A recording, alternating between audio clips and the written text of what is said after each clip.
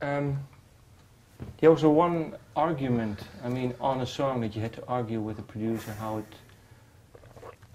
I'm trying to think. I mean, there's nothing that really springs to mind, but Okay. I think whenever we were doing the pre-production, I think whenever we were talking about the songs, and it was, you know, Tony was, you know, he would say that, you know, the songs being too long was one of the things, you know, which is... That's right. You know, it's quite a big issue, you know, if you have lyrics written and he's saying, you know, we should lose 1, 2 verses or whatever and, you know, get to the chorus quicker or whatever, you know, so... Was Act of the Apostle 1 and 2, putting those together, was that not a big one? Splitting those two up? Yeah. I remember it was quite, you know, Act of the Apostle 1 and 2, yeah. originally that was going to be one complete song. But because one is, I really like, I like them both, but one I think is really good and it stands up on its own. And that was a big argument, well not a big argument, but that was, you know, a lot of discussion to separate them, yeah. Okay, and how were the songs written for this album?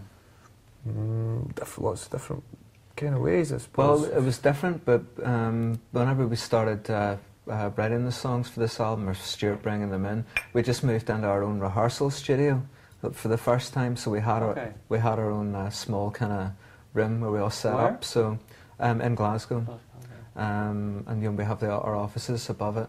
So we could leave everything set up, and we could just all come in and out when we wanted to.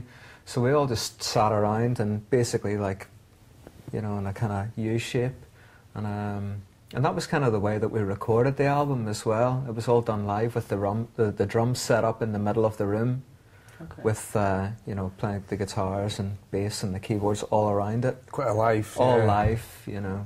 But why did you do it then now your own rehearsal studio? Was it something that you spoke about previously that you said, well, we want to record this way, or? I think it was Tony that said he wanted to record it like we had it set up in our own rehearsal room. No, but I mean, you were saying it was the first time you actually had a rehearsal room when bringing the songs in for the new album. Yeah. Why was that? Why now actually a rehearsal room? How did you do it before then? Well, basically we used to hire rehearsal rooms, you know, you can hire them for 3 or 4 hours kind of thing, and because we've got such a big setup, it means that at the end of every rehearsal or 2 or 3 rehearsals you have to take all the stuff away and then reset it up again. Whereas if you have your own rehearsal room, it's a static setup.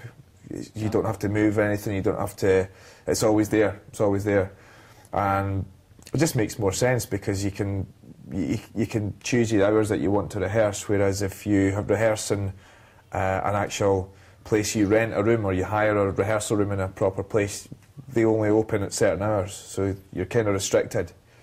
So we could work over the weekends, we could work at night, in the morning, whenever. And it's just much nicer having your own place. You can decorate it, you can do whatever you want, make it more homely. It's more comfortable. How did you make it more homely then? Ooh. Pictures on the wall? There's a couple, there's a few things like that. What sort of pictures did you put on the wall? Stuart made Playmate. Obviously the Playmates. Yeah. Stuart made a big collage behind the drum kit. Lots of different pictures. So we have a big collage on the wall behind Richard's drums. And there's old artwork as well from certain things, from gigs and different things. Old bits of artwork that we used at the time, promotional things that are lying around. As well.